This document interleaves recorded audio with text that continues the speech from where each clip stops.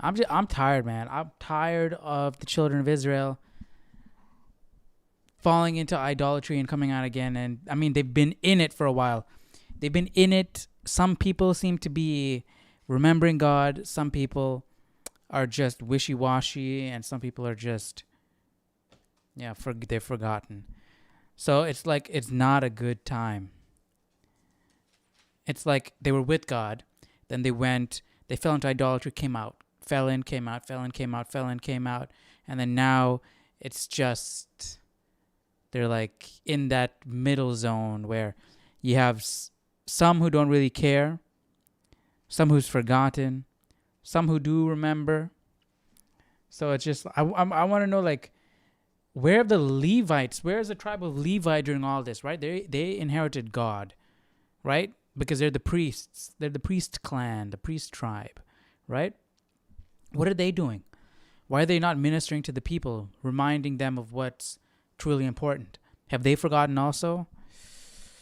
Man. All right, let's keep going. Chapter 17, Micah's idolatry. Now there was a man from the mountains of Ephraim whose name was Micah. And he said to his mother, The 1,100 shekels of silver that were taken from you, and on which you put a curse, even saying it in my ears. Here is the silver with me. I took it. And his mother said, May you be blessed by the Lord, my son. The 1,100 shekels of silver that were taken from you, and on which you put a curse, even saying it in my ears, here is the silver with me, I took it. Why is she saying bless you when he took her money? He's just owing up to something that he did wrong. Let me see what the commentary's got to say. 17:1.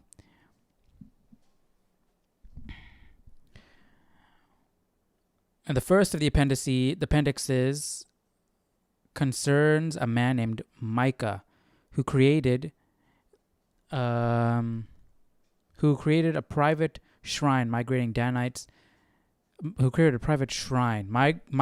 Migrating Danites seized Micah's priest and the symbols of his shrine, triggering the destruction of Laish. These 1,100 shekels of silver cannot help but remind us of the reward that the Philistine lords gave to Delilah. Micah, the Ephraimite, had stolen some silver from his mother, which he later returned to her. We learned that she had dedicated this. We learned that she had dedicated the silver to the Lord, but returned it to Micah so that he could make a carved image and a molded image. Okay, well that sucks. Okay, so their interpretation of the text is the same thing that I was thinking. That he stole it from his mom, and then his mom and gave it back, and then his mom says, "May you be blessed by the Lord, my son." Come on, man. That's just her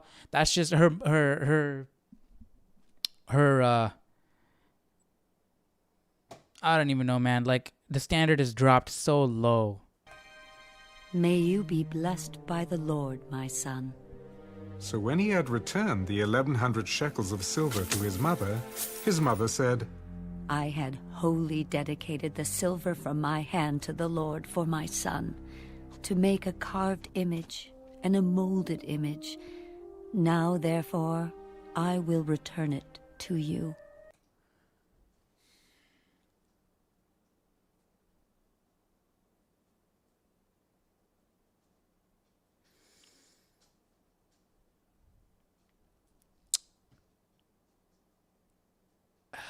Come on. So when he had returned, okay, I'm just hoping, like, at least the mom knows right from wrong, but no. And his mother said, May you be blessed by the Lord, my son. So when he had returned the 1,100 shekels of silver to his mother said, I had wholly dedicated the silver from my hand to the Lord for my son, to make a carved image and a molded image. Now therefore I return it to you. So he took this money from his mom, and the mom had put a curse on it. I don't know what that means really. But he gives it back to her. And then he says, "Bless you, may you be blessed by the Lord, my son. This money was actually intended for you. I had wholly dedicated the silver from my hand to the Lord." She dedicated this money to God for her son to make a carved image and a molded image. So she dedicated the money to God to give to her son to make an idol. And she gave it back to her son after he stole it from her and then returned it to her. These people are lost. This is sad. Oh, come on, man. Unless I'm interpreting this wrong, this is sad. This is like, how do you think that you are dedicating this money to God, but then using it to make an idol?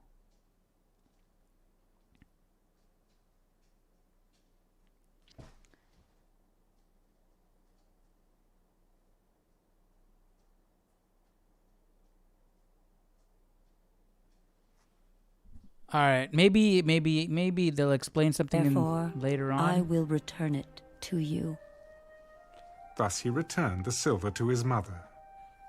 Then his mother took 200 shekels of silver and gave them to the silversmith, and he made it into a carved image and a molded image, and they were in the house of Micah. The man Micah had a shrine, and made an ephod and household idols, and he consecrated one of his sons, who became his priest.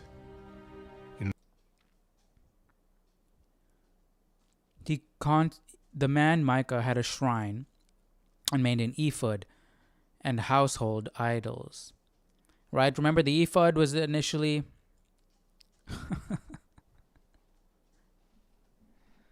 Oh, man.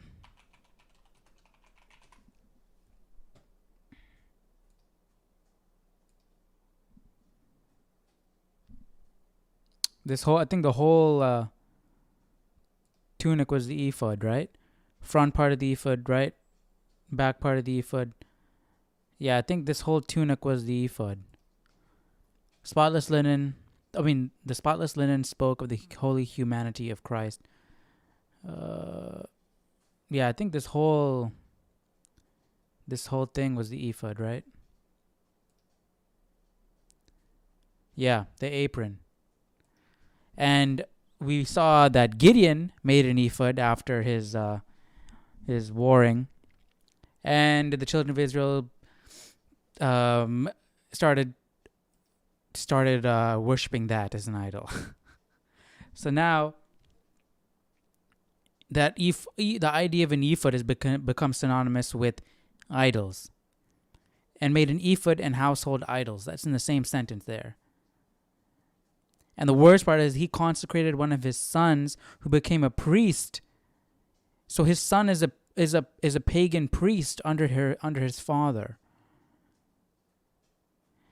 And his son is a pagan priest under his father, and it is being okayed by the mom, the idols were made of money which they think was dedicated to God.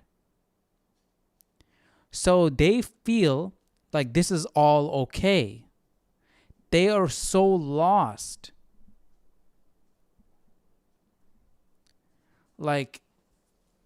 So even like I was thinking before with the Samson story, and before that, maybe some of them still believe in God and stuff like that. It could be like this. Like, they don't know. They're really lost. They need somebody to show them the way. Like, this is not good. This is not good. In those days, there was no king in Israel. Everyone did what... Okay. Maybe this is why they wanted a king. They needed some leader because they were okay with Moses. I mean, not okay with Moses. They kept falling again with Moses messing up and all that stuff. But at least they had a direction. They knew which way, when they fell, they knew which way to turn back to. When they're going in the wrong direction, they knew which way to turn back to go the right way. Because Moses was pointing. And then Joshua was pointing. And then after that, they didn't really have that one leader. So they'll probably be looking to the other people around them, the other kingdoms around them, and they'll want a king. And I believe Moses or Joshua, one of the two, predicted this would happen. In those days there was no king in Israel. Everyone did what was right in his own eyes. Ooh, this is interesting. In those days there was no king in Israel. So this, the book of Judges, if it is written by one author, was written at a time when there was a king.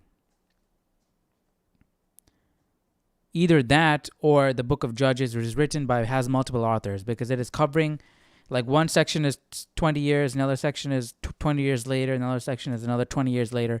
So could have been written by multiple people or one author, and it was written in the day of a king. So many years from now, I'm guessing.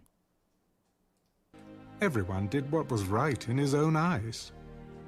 Now there was a young man from Bethlehem in Judah, of the family of Judah.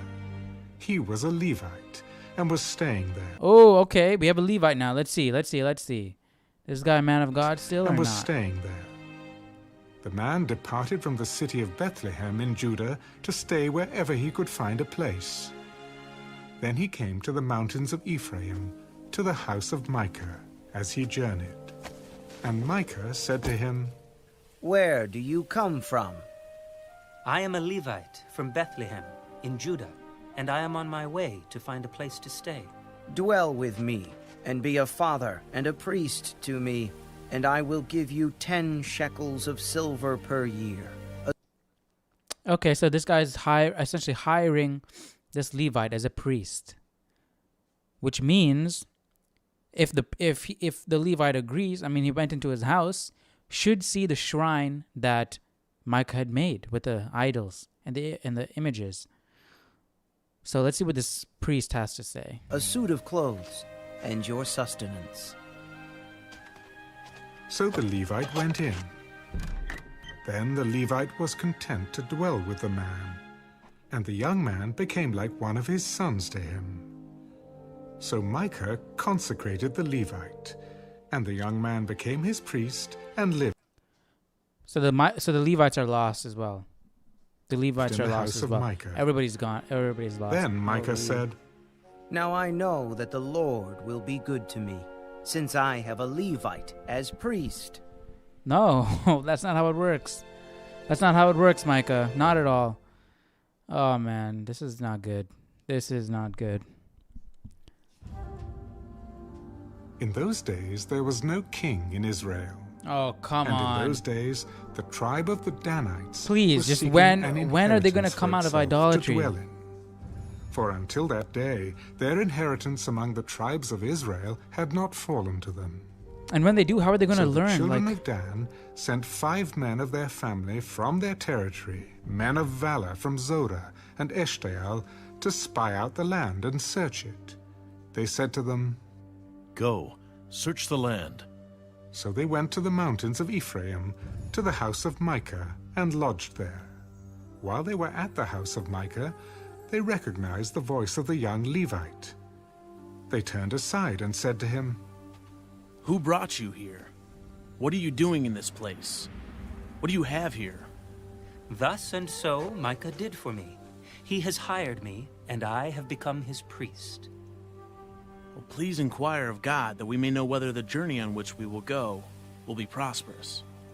Go in peace. The presence of the Lord will be with you on your way. So the 5 men departed. He didn't even communicate with God. I've noticed this. There hasn't been, we haven't heard God speak in a long time. The last time we heard God speak was or anything from God was him being like, I can't handle this anymore. Like, these children of Israel are too much. I can't handle it. Like, it was hurting him too much.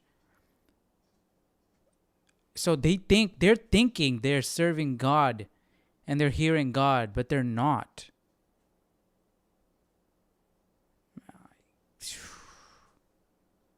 Departed and went to Laish. They saw the people who were there, how they dwelt safely, in the manner of the Sidonians, quiet and secure. There were no rulers in the land who might put them to shame for anything. They were far from the Sidonians, and they had no ties with anyone. Then the spies came back to their brethren at Zorah and Eshtaol, and their brethren said to them, What is your report? Arise, let us go up against them, for we have seen the land, and indeed it is very good. Would you do nothing? Do not hesitate to go and enter to possess the land. When you go, you will come to a secure people and a large land, for God has given it into your hands, a place where there is no lack of anything that is on the earth. And 600 men of the family of the Danites went from there, from Zorah and Eshtaol, armed with weapons of war. Then they went up and encamped at Kirjath-jearim in Judah. Therefore they call that place Mahane Dan to this day. There it is, west of Kirjath-jearim. And they passed from there to the mountains of Ephraim, and came to the house of Micah. Then the 5 men who had gone to spy out the country of Laish answered and said to their brethren, Do you know that there are in these houses an ephod, household idols, a carved image, and a molded image? Now therefore, consider what you should do. So they turned aside there. Okay. Wait, let me go back a little bit. And they passed from there the mountains of Ephraim, and they came to the house of Micah. Then the 5 men who had gone to spy out the country of Laish answered and said to their brethren, Do you know that there are in these houses an ephod, household idols, and a carved image and a molded image? Now therefore, consider what you should do. Okay, so it's sounding like that there's some negativity towards ephods and household idols and carved images and a molded image. Okay, this is good. This is Answered and said to their brethren, Do you know that there are in these houses an ephod, household idols, a carved image, and a molded image? Now therefore, consider what you should do. So they turned aside there, and came to the house of the young Levite man, to the house of Micah, and greeted him. The 600 men armed with their weapons of war, who were of the children of Dan, stood by the entrance of the gate. Then the 5 men who had gone to spy out the land went up. Entering there, they took the carved image, the ephod, the household idols, and the molded image. The priests stood at the entrance of the gate with the 600 men who were armed with weapons of war. When these went into Micah's house and took the carved image, the ephod, and the household idols, and the molded image, the priest said to them, What are you doing? Be quiet, put your hand over your mouth, and come with us. Be a father and a priest to us. Is it better for you to be a priest to the household of one man, or that you be a priest to a tribe and a family in Israel?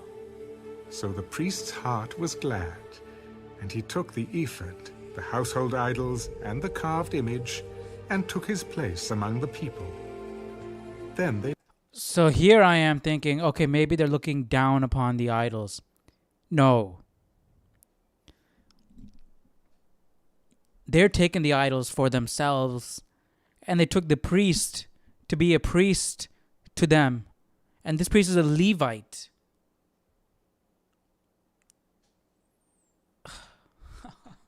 This is so hard. Like, this is hard to get through because it's just sad and negative. All these chapters have been bad. Nothing good has happened. They turned and departed, and put the little ones, the livestock, and the goods in front of them. When they were a good way from the house of Micah, the men who were in the houses near Micah's house gathered together and overtook the children of Dan. And they called out to the children of Dan. So they turned around and said to Micah, What ails you, that you have gathered such a company? You have taken away my gods, which I made, and the priest, and you have gone away. Now what more do I have? How can you say to me, what ails you? Do not let your voice be heard among us, lest angry men fall upon you, and you lose your life with the lives of your household. Then the children of Dan went their way. And when Micah saw that they were too strong for him, he turned and went back to his house. So they took the things Micah had made, and the priest who had belonged to him, and went to Laish, to a people quiet and secure. And they struck them with the edge of the sword, and burned the city with fire. There was no deliverer, because it was far from Sidon, and they had no ties with anyone. It was in the valley that belongs to Beth Rehob. So they rebuilt the city, and dwelt there. And they called the name of the city Dan, after the name of Dan their father, who was born to Israel. However, the name of the city formerly was Laish. Then the children of Dan set up for themselves the carved image. And Jonathan, the son of Gershom, the son of Manasseh, and his sons were priests to the tribe of Dan until the day of the captivity of the land. So they set up for themselves Micah's carved image. Jonathan, the son of Gershom, the son of Manasseh,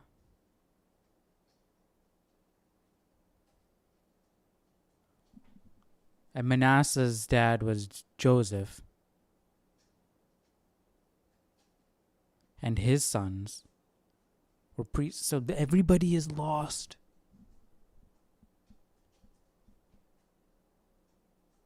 Everybody thinks this is okay. So why did Samson's parents not want him marrying a Philistine?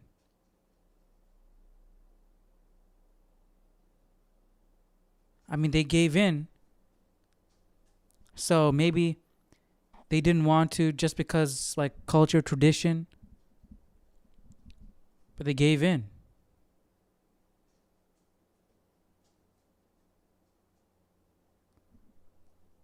They wouldn't have given in if it was that important to them. Which he made all the time that the house of God was in Shiloh.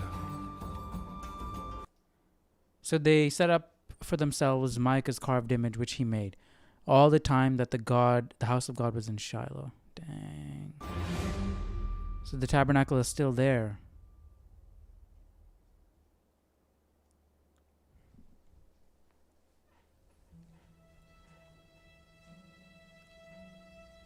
And it came to pass in those days, when there was no king in Israel, that there was a certain Levite staying in the remote mountains of Ephraim.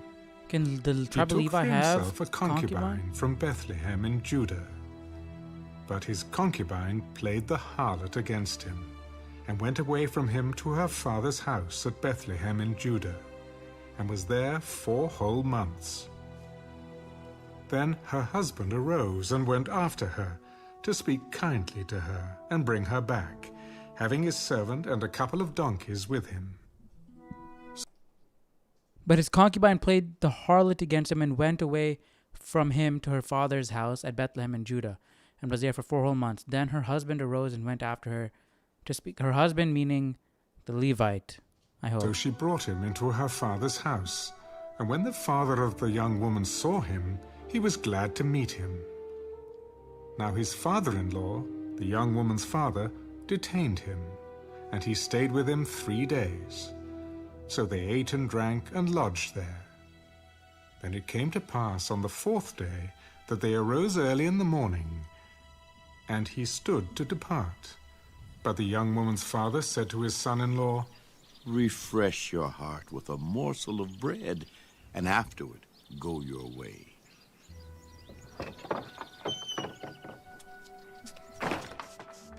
So they sat down, and the two of them ate and drank together. Then the young woman's father said to the man, Please be content to stay all night, and let your heart be merry. And when the man stood to depart, his father-in-law urged him. So he lodged there again. Then he arose early in the morning on the 5th day to depart. But the young woman's father said, Please, Dang, why does refresh this your guy heart. want him to stay so much? So they delayed until afternoon, and both of them ate. And when the young man stood to depart, he and his concubine and his servant, his father-in-law, the young woman's father, said to him, Look, the day is now drawing toward evening. Please spend the night. See, the day is coming to an end. Lodge here that your heart may be merry.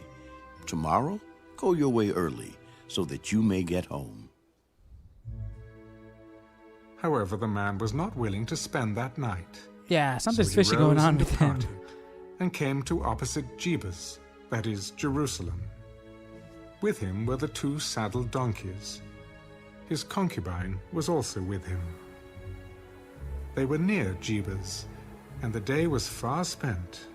And the servant said to his master, Come. Why concubine? Like, could they not, Levites not officially get married? So that's why. Right, what is the concubine?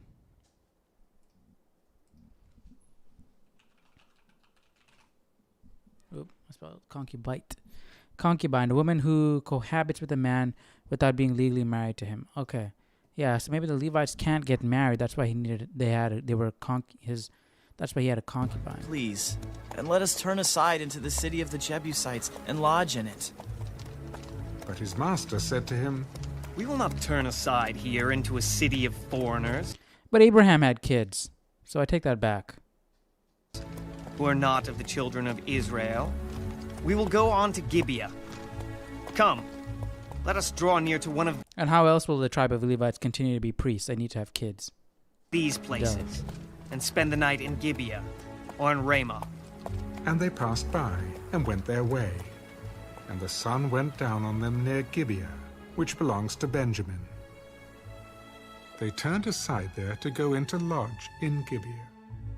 And when he went in, he sat down in the open square of the city, for no one would take them into his house to spend the night.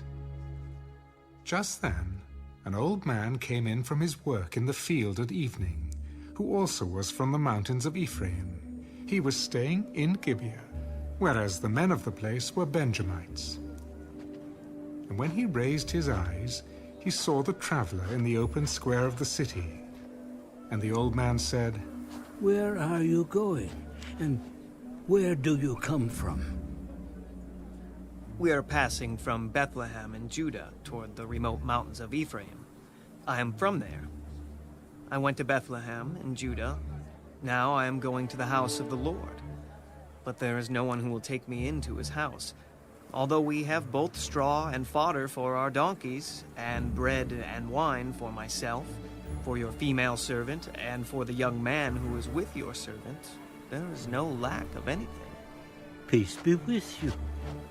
However, let all your needs be my responsibility. Only do not spend the night in the open square.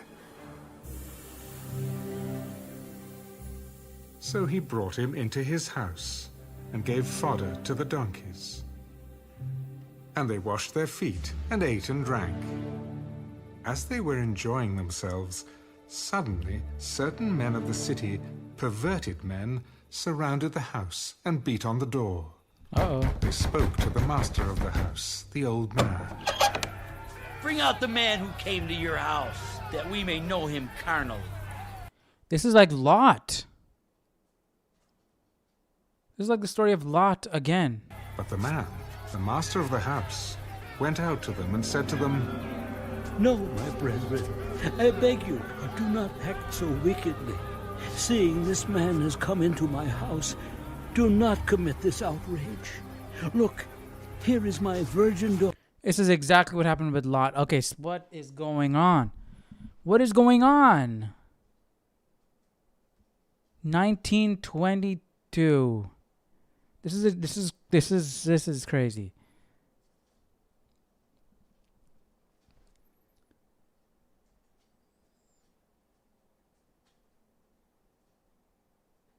The welcome offered by Gibeah was no hospitality at all. It was the hospitality of Sodom. An outrageous affront to the Levite and especially to his concubine. The men of Gibeah demanded to have sexual relations with the old man's guest. Offered the Levite's concubine instead. They assaulted her until she was half dead. Oh my gosh. This section closely resembles Genesis 19:4-9. Indeed, the author may have written this story to make the comparison with Sodom unmistakable, as if to say things are as bad now as they were in the days of Sodom and Gomorrah. My gosh.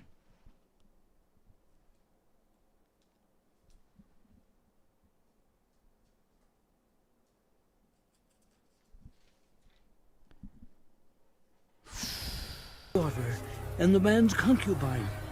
Let me bring them out now. Humble them, and do with them as you please. But to this man, do not do such a vile thing. But the men would not heed him. So the man took his concubine and brought her out to them. And they knew her and abused her all night until morning. And when the day began to break, they let her go.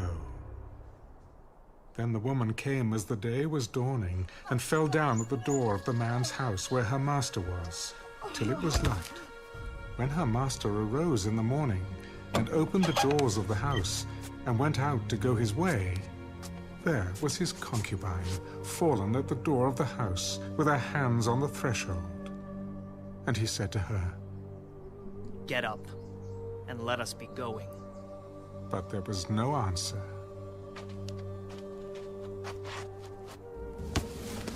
So the man lifted her onto the donkey. And the man got up and went to his place. When he entered his house, he took a knife, laid hold of his concubine, and divided her into 12 pieces, limb by limb, and sent her throughout all the territory of Israel. And so it was that all who saw it said, "No such deed has been done or seen from the day that the children of Israel came up from the land of Egypt until this day. Consider it, confer, and speak up." Why? Why? Why did he do that?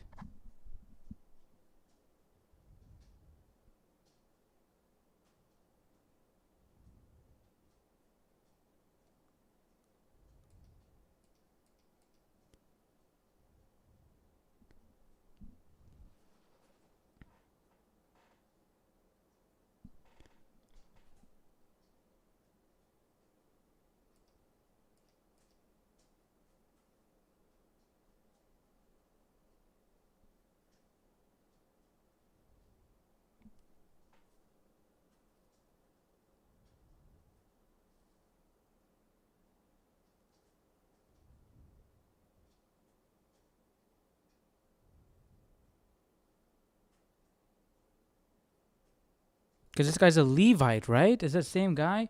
However, the man was not willing to spend that night, so he rose and departed and came opposite Jebus, that is Jerusalem. With him were the 2 saddled donkeys. His concubine was also with him. And they were near Jebus, and the day was far spent.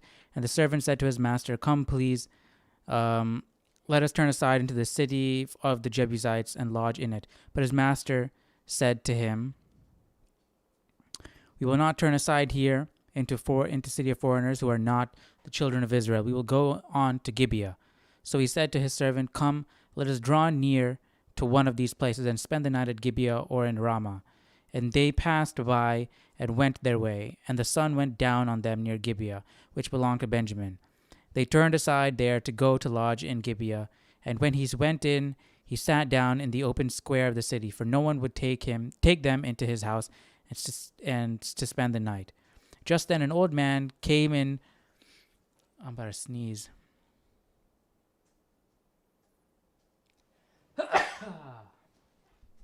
Just then an old man came in from his work to the field at evening, who also was the mountains of Ephraim, and was staying in Gibeah, whereas the men of the place where he was staying in Gibeah, whereas the men of the place were Benjamites. And when he raised his eyes, he saw the traveler in the open square of the city. And the old man said, "What are you doing? Where are you going? Where are you going? And what do you do? Where do you come from?" All right, they were talking. We are passing from Bethlehem and Judah toward the remote mountains of Ephraim. I am here. I am from there. I went to Bethlehem and Judah. Now I am going to the house of the Lord. He is going to the tabernacle. That's where he wants to go. And then he goes and does something like that at the end. There is no one who will take me into his house. But there is no one who will take me into his house. I am going to the house of the Lord, but there is no one who will take me into his house. No capital H. What is going on?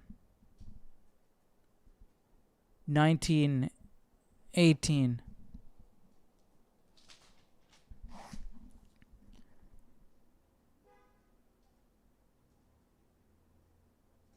Yeah, it's not capital in my Bible either. The people of Gibeah were cold, even though the Levite had all that he needed with him, and even more than enough. He offered to take care of the old man and his servants too.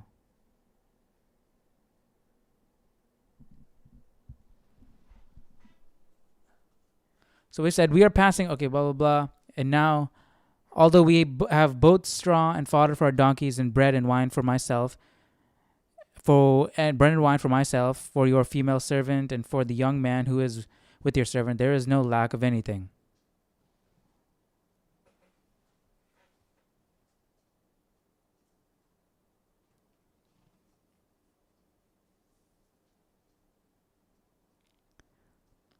The old man said, "Peace be with you. However, let all your needs be my responsibility.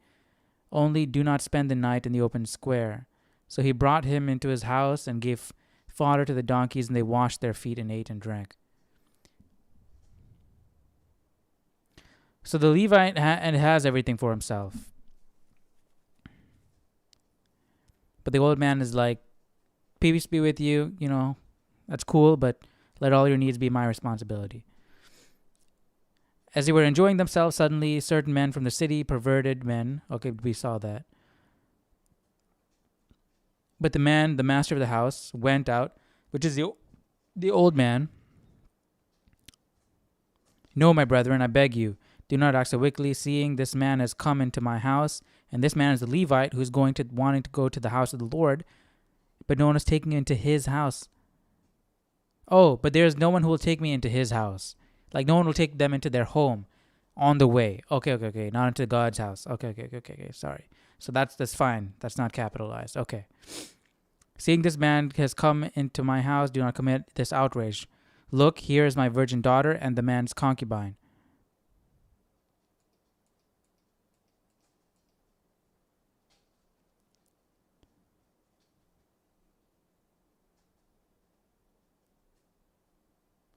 So the man took his concubine and brought her out to them.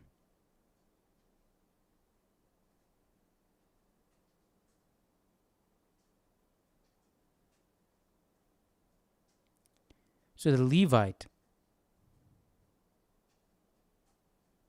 took his concubine and led her out, and then did this. Why did he do this?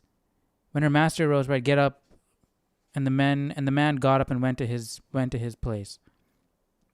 When he entered his house, he took a knife, laid hold of his concubine and divided her into 12 pieces, limb by limb, and sent her throughout all the territory of Israel. This is a Levite. And so it was that all who saw it, no such deed has been done or seen from the day that the children of Israel came from Egypt until this day. consider it, confer, and speak up. Let me see if this Bible has anything to say about this. This is insane. 19:29. The Levite, indifferent reaction to his concubine's collapse, is followed by a gruesome deed. After carrying her away, he cut her body into 12 pieces, sending a piece to each tribe. This gesture was practically a call to arms. Saul did the same thing with oxen. The phrase "no such deed has been done" is ambiguous. It is uncertain whether they were horrified by discovering the dismembered body or by learning about the cruel rape and murder. I don't know, man. This is insane. This is sick. Let me know what you guys think. This is insane. I don't. This is. Yo, I just can't wait until somebody comes and leads them in the right direction. I don't know how. I don't know who. I don't know how it's gonna happen. But something needs to happen. It needs to happen quick. All right, let me know your thoughts down below in the comment section. This was insane. We'll jump into chapter 20 tomorrow. Israel's war with the Benjamites. So they're going. It looks like they're going to war for what just happened here.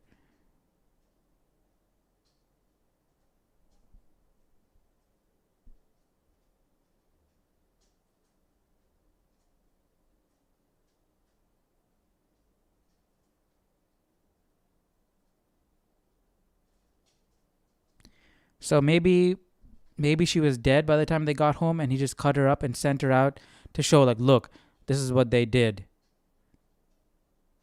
Now we gotta fight. But he had no mercy at all in the way he spoke and anything. The fact that he just let her go out like that, not let her, made her go out like that, and then said after all that she's fallen at the door and said, "Get up, let us be going." Like, what? I don't know. Let me know your thoughts down below in the comment section. This is too much. All right, I'll see you guys tomorrow for chapter 20. I hope the things turn around real quick. They need to. All right. I'll see you guys tomorrow. Take care. Bye-bye.